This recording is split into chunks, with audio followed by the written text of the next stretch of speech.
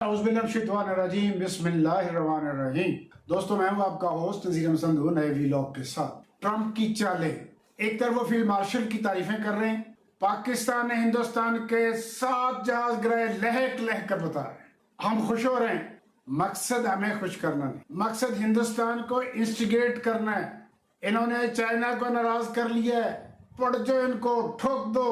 India को messages जा रहे हैं, मकसद पाकिस्तान पे दबाव बढ़ाना है। जल्द अज जल्द इसराइल को तस्लीम करें, जल्द अज जल्द अपने दस्ते गजा में भेजें, हमास को डिसआर्म करें, इसराइल को आर्म रहने दें।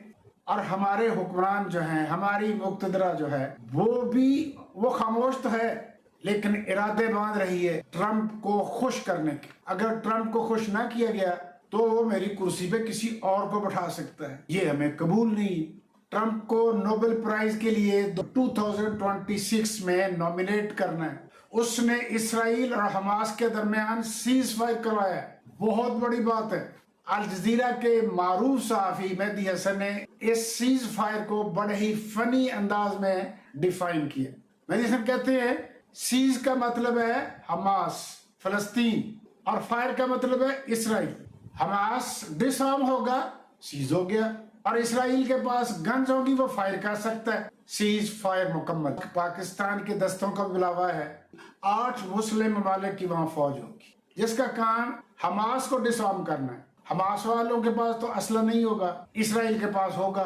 अगर किसी इसराइली ने गलती से या जानबूझकर फायर कर दिया और वो मुस्लिम फौज के किसी सोल्जर को लग गया और वो मौके पे ढेर हो गया, तो सवाल है क्या वो शहीद होगा?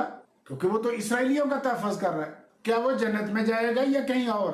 क्या उसको हुरे मिलेंगी या हुरे मिलेंगे? ये मामला तशरीह तलब है। फजल रहमान साहब से मुलाकात हो जाए तो उनसे इसकी तशरीह ली जाए, मगर उनके पास तो वक्त नहीं है।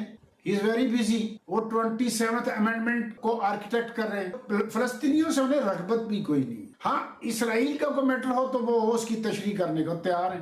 कोई डॉलरों शालरों की बात हो तो तब भी तैयार है। और अगर ये सब कुछ नहीं है तो फिर हमारे पास बड़ा ही लुक्रेटिव 27th अमेंडमेंट है। हम इस प्रोजेक्ट पे काम कर रहे हैं। मौलाना साहब का दरबान आके बताता है कि पीटीआई का वफद आपसे मिलने के लिए आया है, तो कहते बुलाओ बुलाओ उनको, वो तो हमारे भाई है। हमने हमेशा इमरान गुश्त में मिलकर खंजर मारा, अब भी मारेंगे। 26th अमेंडमेंट सबके सामने है। और अब इन भाइयों की हमें 27th अमेंडमेंट में जरूरत है।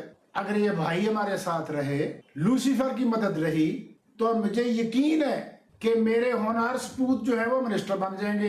एक भाई चीफ मिनिस्टर बन जाएगा, ना बना तो गवर्नर तो बन ही जाएगा। लेकिन मसला मेरा है, लूसीफर जी मुझे मरने से पहले प्रेसिडेंट बनना है, मेहरबानी करें, नवाजिश करें। जरदारी पे भी तो की थी ना। मैं तो कहता हूँ जरदारी से इसकी पुष्ट से अपना हाथ उठा लें, बल्कि जरदारी को ही उठा लें, बीमार शुमार बंदा है। हाँ, बिलावल को मेरे साथ वजीर आजम बनवा दें, मुझे कोई इतराज नहीं है। बड़ी ही जचेगी जोड़ी हम दोनों की। उसका नहीं पता वो साहिब के साहिबा है, और मेरा नहीं पता कि मैं मौलवियों के शौलवी हूँ, तो जचेगी ना जोड़ी।